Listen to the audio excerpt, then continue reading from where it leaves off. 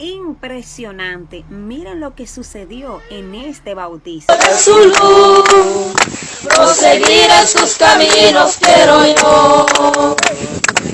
No veo más que el camino de la fe, donde muy pocos han querido caminar. Le pido a Dios que me guarde en su amor, para llegar puro y limpio a su mansión. Seguiré a mi Jesús. Señor, para cumplir aquella palabra que dice que el que creyere Miren que se y puso fuere eso, bautizado como que será una salvo. cobertura, no sé. Y como tú has creído delante de Dios y de estos hermanos, el cielo y la tierra por Mire, mire.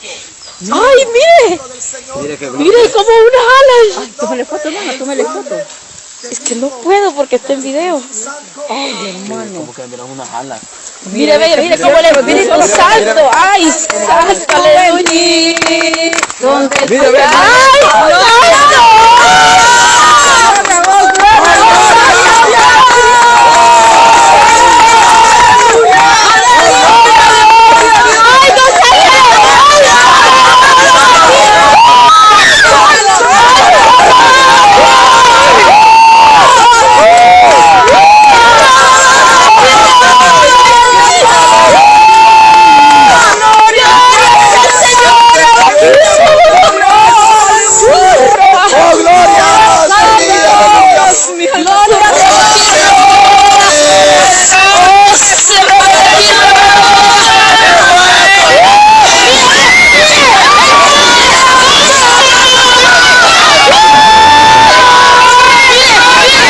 Wow, yo no sé si a ti te sucedió lo mismo que a mí, pero la piel se me erizó al ver este video. ¿Sabes por qué? Porque esto me recuerda a lo que la Biblia dice de lo que sucedió en Juan cuando Jesucristo fue bautizado. Dice la palabra que descendió una paloma y que era el Espíritu Santo, y me trajo también a mi memoria de cuando yo me bauticé. Yo recuerdo que cuando yo me fui a bautizar, yo le pedí al Señor que yo quería sentir algo diferente, que quería sentir su presencia.